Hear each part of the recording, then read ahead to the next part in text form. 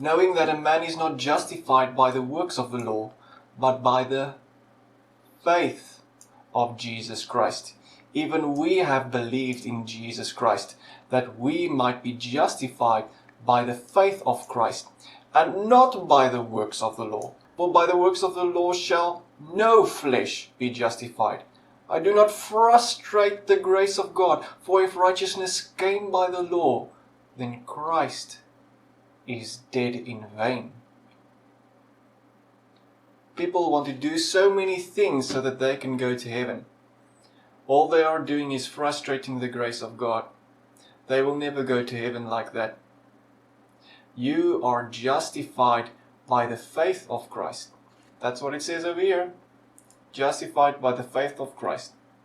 There's no other way you're going to get into heaven. And that's how you are saved. Not because you deserve it, but because Jesus decided to make the payment for you. He came and stood in your place, not because you deserved it, but because He loved you so much that He died for you on the cross, bleeding His precious blood. It's the most precious thing that ever happened.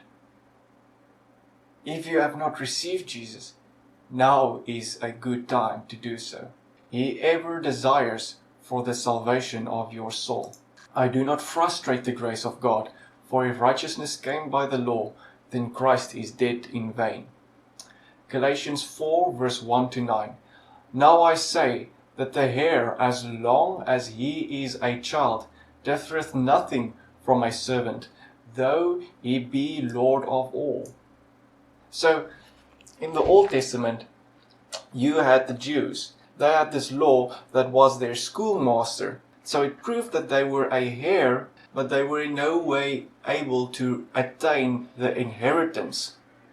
And they differed nothing from a servant. Now, is that the place where you want to stay? Do you want to look like a servant forever? Verse 2 says, but is under tutors and governors until the time appointed of the Father.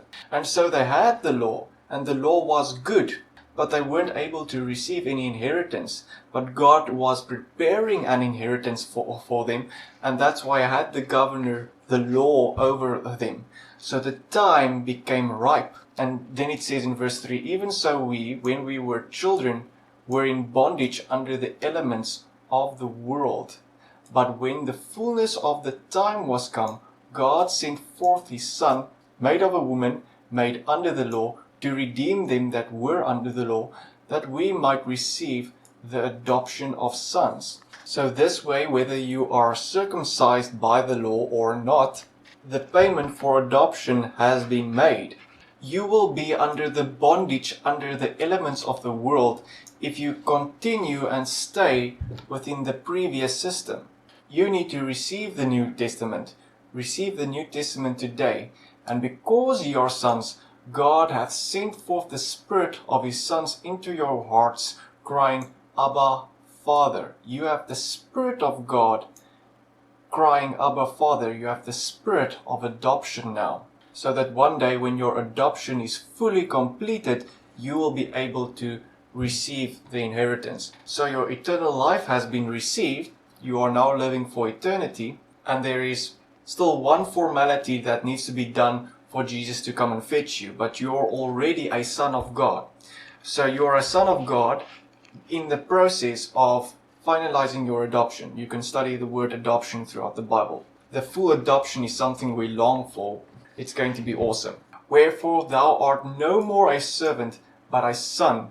And if a son, then an heir of God through Christ. Howbeit then, when ye knew not God, ye did service unto them which by nature are no gods.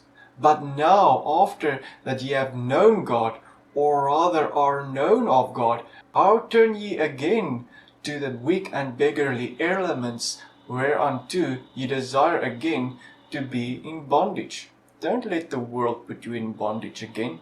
You have been saved by grace. Don't let people teach you that everything in the law still applies today. You don't need to bring sacrifices. You don't need to eat kosher. You don't need to keep every Jewish feast in the Old Testament. You are a Gentile washed clean by the blood of Christ. We appreciate those things because they were prophetic of Christ, and they are also prophetic of the future that is to be. Without understanding the Old Testament, we will not understand the New Testament. Galatians 5 verse 4 to 7. Christ is become of no effect unto you, whosoever of you are justified by the law. So a lot of people will come and say, I am justified by the law. Hooray for you. You are not justified by the law like that. You cannot be justified by the law because you will always have sin upon your flesh. You can try and justify yourself by the law, but you won't be successful. That time is past now, and that time was horrible. It didn't work at all. It was too heavy a burden for the nation to bear. God had a period of patience, but He has no patience anymore. His mercies and love is abundant in Jesus Christ. That's where the righteousness of God will be placed upon you. That's where you can receive true justification. Don't think you are a big shot. Don't think you're so impressive. Don't be self-righteous. Don't think you can justify yourself by the law. Christ is become of no effect unto you, whosoever of you are justified by the law. Ye are fallen from grace, for we, through the Spirit, wait for the hope of the righteousness by faith. The philosophy that you are teaching is not where grace is. The philosophy that you are teaching is lower than grace because it's also teaching a bit of works. You need to throw those works away, get all that out of your system so that your philosophy can be where grace is. But if you bring a lot of stuff into your philosophy again, it will surely fall from grace. Your philosophy will fall from grace if you bring works into it. And ultimately, the people who will try to believe your gospel will not go to heaven, for they will think they will need to do works in order to go to heaven. That is a very, very sad thing, a very sad day. That's not something that God can ever desire. Do not desire something that is far away from the heart of God. For we, through the Spirit, wait for the hope of righteousness by faith. What do? Through the Spirit we are waiting for the hope of righteousness. By what? Faith. For in Jesus Christ neither circumcision availeth anything, nor uncircumcision. See, in that time frame, they considered circumcision the least that you had to do. And here Paul is saying, not even the least is something that you should do. He doesn't want the least. He wants nothing. Nothing but faith. But faith, which worketh by love. Ye did run well. Who did hinder you that ye should not obey the truth? If you don't understand that it's by faith alone, where is your love? Don't you understand that God loved you so much that He died for you on the cross? Ye did run well. Who did hinder you that ye should not obey the truth? Earlier in chapter 3, Paul said unto the Galatians, O ye foolish Galatians, who hath bewitched you that ye should not obey the truth? Think about it. Think about the fact that the truth is salvation and justification is by faith and not of works. Ephesians 1 verse 7 and verse 13. In whom we have redemption through His blood, nothing else. It wasn't His toes, it was His blood. Don't forget the blood. Many people forget the blood and they do all kinds of things just to get away from the blood. That is a very bad decision to make.